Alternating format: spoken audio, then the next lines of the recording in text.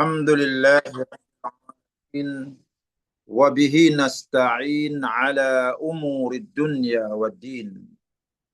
Ashhadu an la ilaha illallah wa ashhadu anna Muhammadan abduhu wa rasuluh.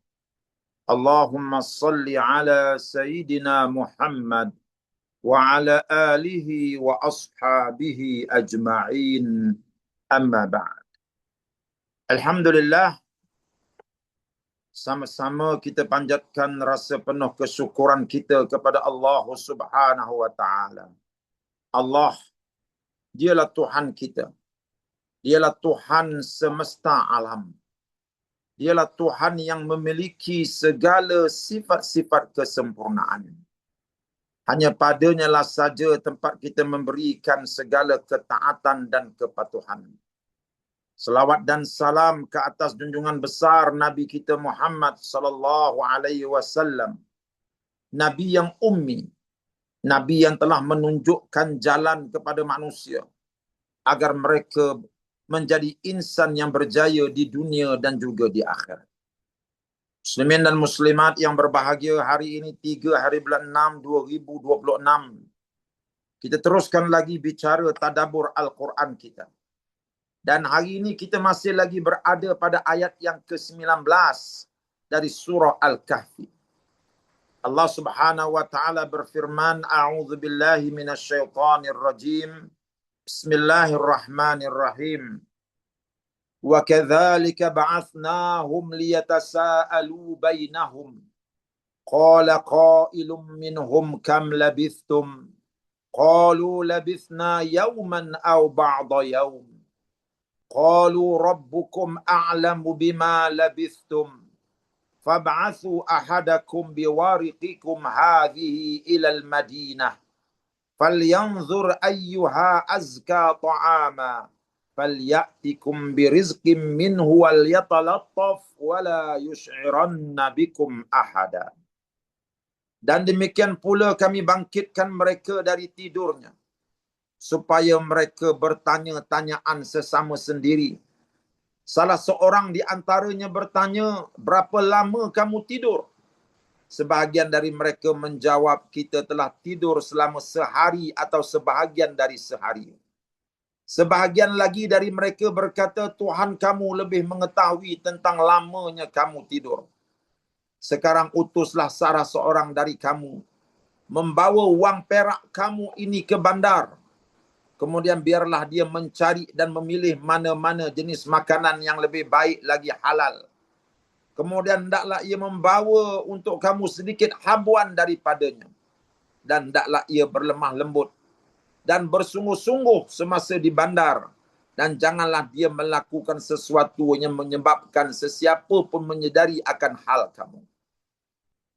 Muslimin dan muslimat yang saya kasih sekalian, kemarin telah saya sebutkan di hujung program kita bagaimana kita akan mengambil satu tadabbur daripada ayat 19 ini, yaitu Allah Subhanahu wa taala mengajar kita melalui kisah Ashabul Kahfi ini agar kita ini memiliki satu sifat yang penting yang kalau kita tinggalkan maka dia boleh membawa bahaya kepada diri kita, bahaya kepada agama kita, bahaya kepada iman kita.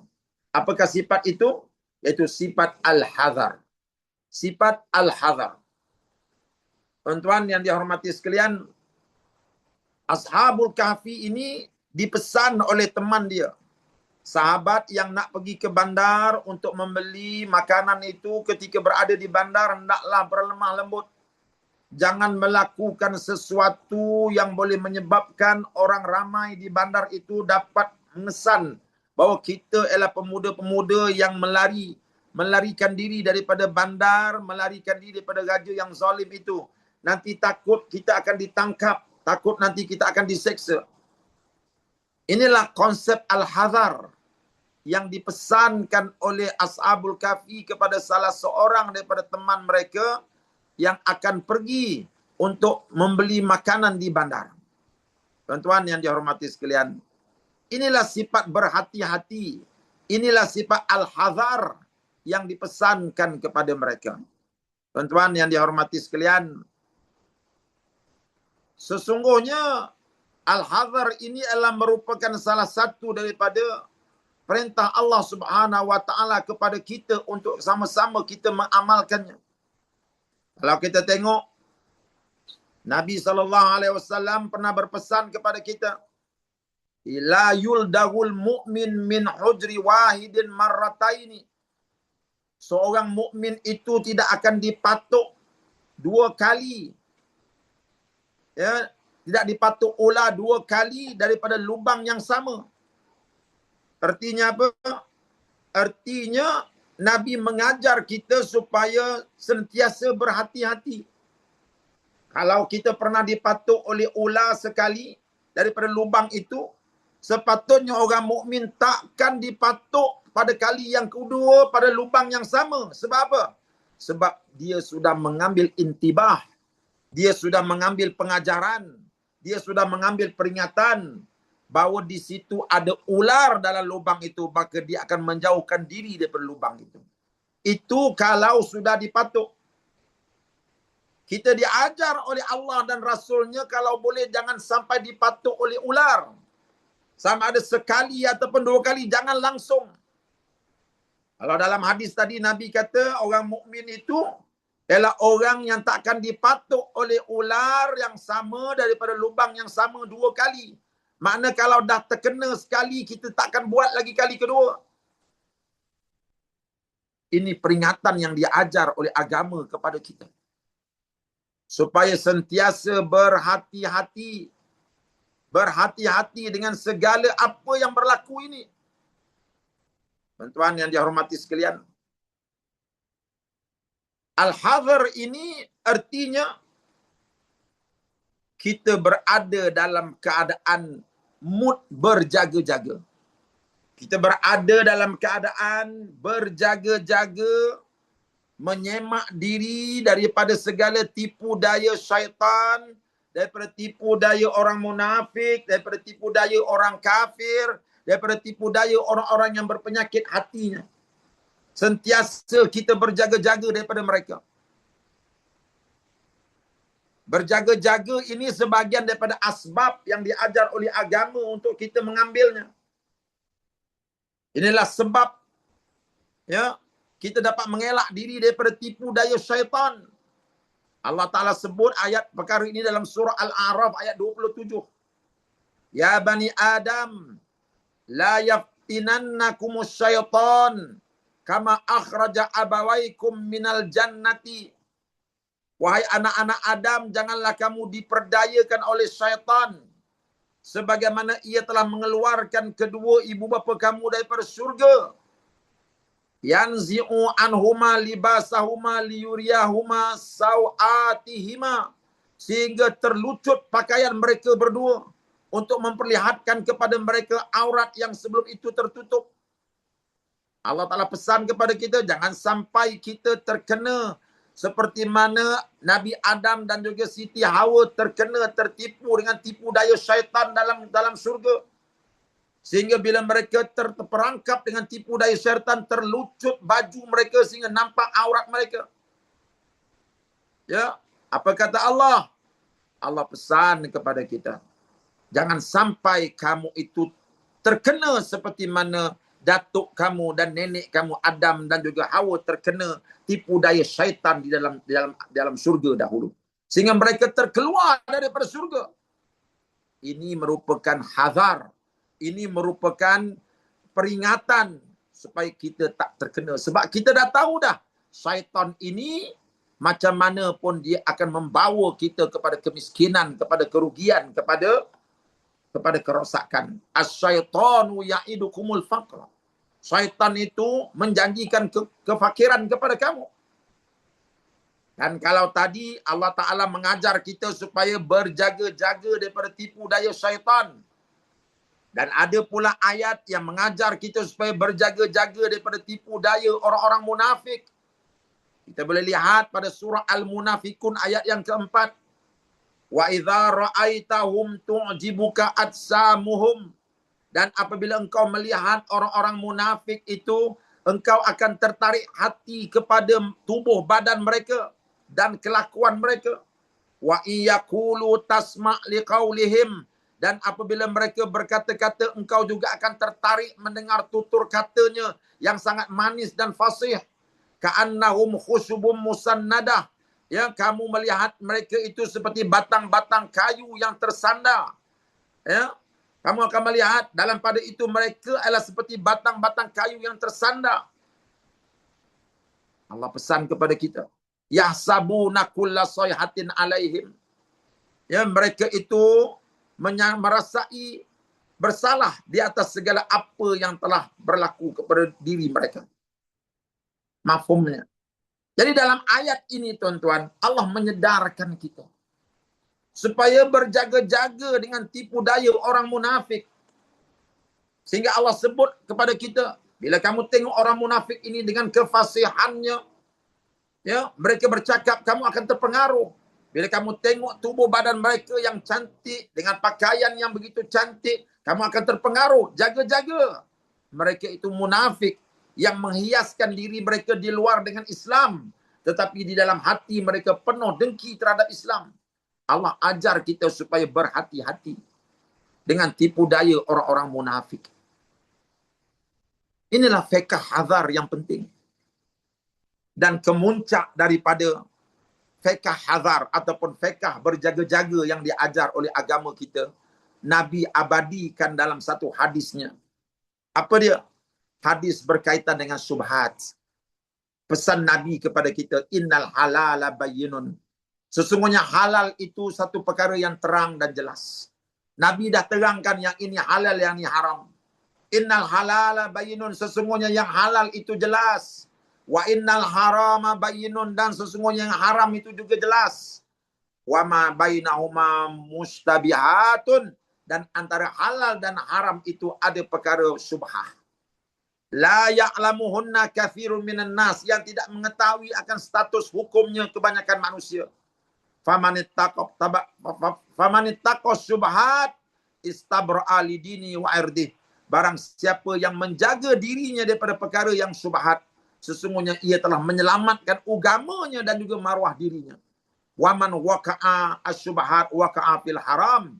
Sesiapa yang jatuh dalam syubhat, pasti dia akan jatuh dalam haram. Hadis ini mengajar kita supaya sentiasa berjaga-jaga daripada perkara yang haram. Bagaimana? Dengan kita menjaga diri kita daripada segala perkara yang syubhat.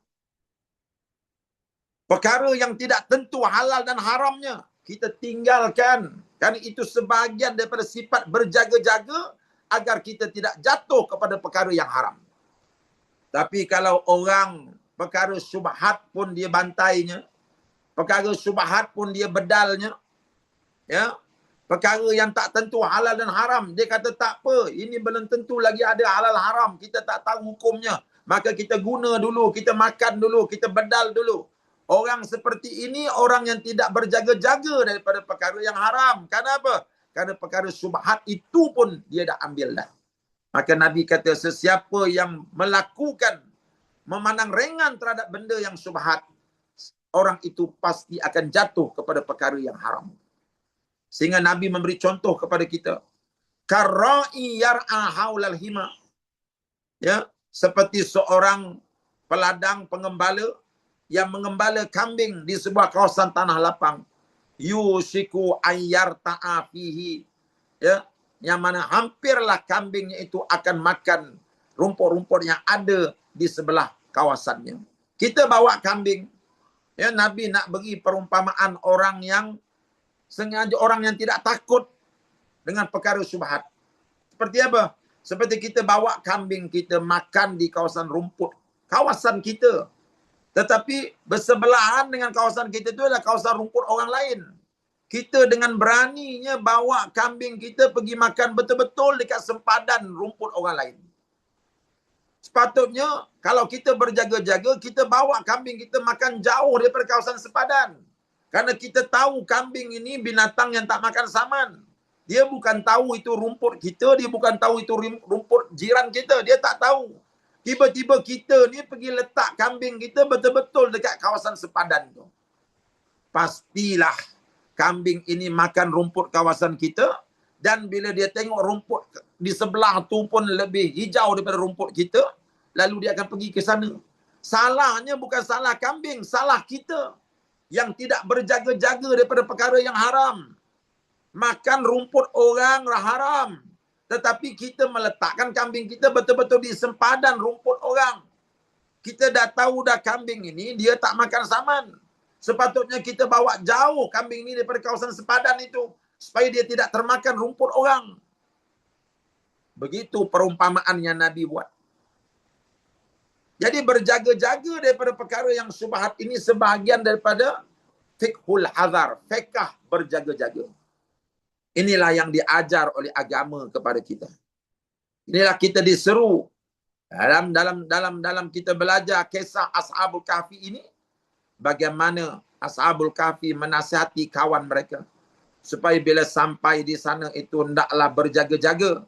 Berjaga-jaga, jangan buat sesuatu yang boleh menyebabkan mereka mengesan kita bahawa kita berada di kawasan gua ini. Tuan-tuan yang saya hormati sekalian, sesungguhnya dengan kita berjaga-jaga ini akan dapat menyelamatkan kita daripada perkara-perkara yang bahaya. Sama ada perkara bahaya itu datang daripada syaitan, sama ada perkara bahaya itu datang daripada orang munafik, ataupun datang daripada sesiapa saja yang bersifat dengki kepada kita. Sebab itulah tuan-tuan, bila kita ikut ajaran Al-Quran, kita akan jadi orang yang berjaya. Tapi bila kita meninggalkan ajaran Al-Quran, Al-Quran mengajar kita supaya berjaga-jaga. Jauhkan diri daripada perkara yang syubhat. Ya, berjaga-jaga dalam masalah berzina.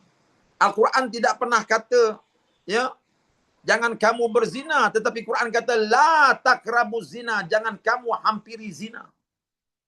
Maknanya kita disuruh berjaga-jaga. Perkara-perkara berzina itu haram, dan perkara-perkara yang boleh membawa kamu berzina juga itu haram. Seperti apa? Seperti kita tidak menjaga pandangan mata kita. Memang kita kata bahawa saya tak berzina, saya hanya memandang aurat perempuan. Tetapi dengan memandang aurat perempuan itu boleh membawa kita kepada berzina. Kita kata saya tak berzina, saya hanya bercampur lelaki dan perempuan. Betul kamu tidak berzina, tetapi bercampur lelaki perempuan tanpa halangan, tanpa batasan boleh membawa kepada zina. Kita melihat majalah-majalah yang tidak wajar dilihat oleh kita, dengan gambar-gambar yang cukup ya, membahaya untuk kita tengok. Kita kata saya tak berzina, saya hanya melihat gambar-gambar daripada majalah ini. Ya, tetapi melihat gambar-gambar tersebut akan menaikkan nafsu yang boleh membawa kepada berzina. Sebab itu dalam agama kita disuruh wanita itu menutup auratnya. Walaupun di Malaysia ni tak ada debu yang banyak, kita disuruh tutup aurat. Bukan masalah debu, tetapi masalah berjaga-jaga. Apabila wanita membuka auratnya, membuka kawasan-kawasan yang cantik dalam tubuh badannya, maka pasti ini akan menarik lelaki-lelaki yang berhati kotor, yang akhirnya akan berlakulah perzinaan. Menutup aurat adalah sebahagian daripada fiqhul hazar yang diajar oleh agama kepada kita. Maka inilah yang diajar oleh agama. Sebelum terjatuh ke dalam haram, sebelum terjatuh dalam perkara yang tidak baik, agama mengajar kita supaya bersikap berhati-hati. Karena syaitan itu tidak pernah cuti daripada cuba mempengaruhi manusia untuk melakukan perkara-perkara yang halal, perkara-perkara yang hampir dia yang steak. Aku yang dikasih sada. Tuan-tuan yang saya hormati sekalian, Oh. Mudah-mudahan apa yang kita dengar pada pagi ini akan membawa pengajaran kepada kita semua untuk kita lebih berhati-hati dalam meniti kehidupan di atas muka bumi ini, menyedari bahawa syaitan tidak pernah cuti untuk menghasut manusia melakukan perbuatan yang mungkar. Orang-orang munafik, orang-orang kafir, orang-orang yang kotor hatinya juga tidak pernah cuti untuk menghasut manusia beriman supaya melanggar perintah-perintah Allah. Karena itulah kita membaca dalam surah Al-Kahfi ini. Bagaimana mereka menasihatkan teman mereka yang akan pergi membeli makanan di bandar. Jangan buat sesuatu yang boleh menyebabkan orang terasa bahawa kita ialah pemuda-pemuda yang sedang menyorok di jua ini. Kerana ini akan membawa bahaya kepada diri mereka. Itulah fiqhul hadar yang dapat kita sentuh pada pagi ini. Mudah-mudahan ia membawa faedah kepada kita semua. Sekian. Assalamualaikum warahmatullahi wabarakatuh.